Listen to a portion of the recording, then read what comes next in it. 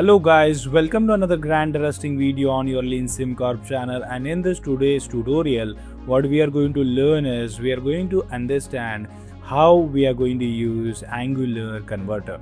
Okay, in the last videos we have already looked into what is converters, conveyors and how that has to be used in, but in this today's tutorial we are going to understand about how the Angular converters are going to be used. Let me just see whether this is connected and let us reset and run this system. Once I run this system, you should be able to see the part flowing right from the Angular converter into the sink. So we are going to create the same model now. Let us begin and understand more about it in detail related to its properties and why is it required. So I'll just pull in the source first. After the source, I'll just take a station in there. Okay. Let us ensure that those are connected. Yeah, it's connected. Then we will bring in the conveyor into the system. Have a straight conveyor. Okay. And then I will have Angular converter.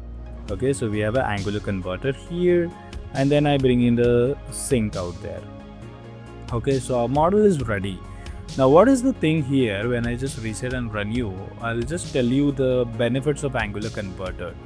The best part of the Angular converter is there are two major things which are better as compared to conveyor and converters.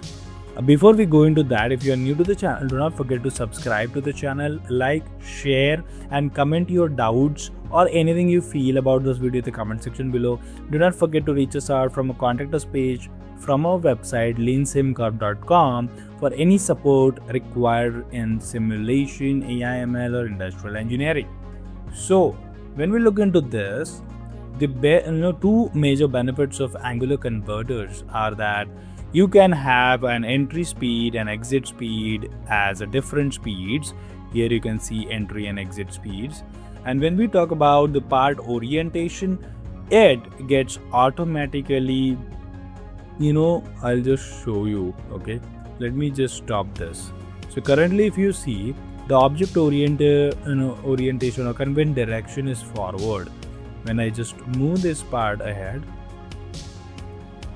this probably would be lateral right. So this is another benefit of Angular converter, which is going to help you have your object direction automatically oriented, as per the requirement. So that is the benefit of Angular converter.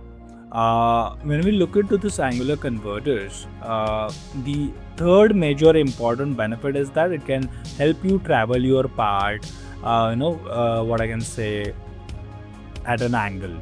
That is a very important thing.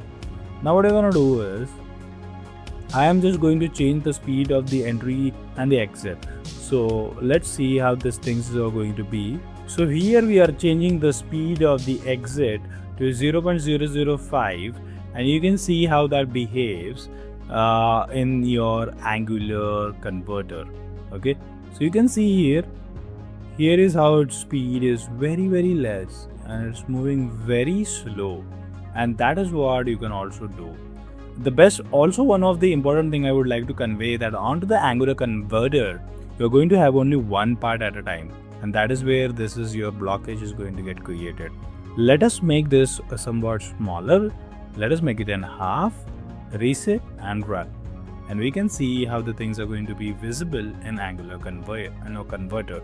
And this is the beauty of Angular converter. Let me know if you have any queries in this video. Let us see you soon in the next tutorial on Leansimcorp.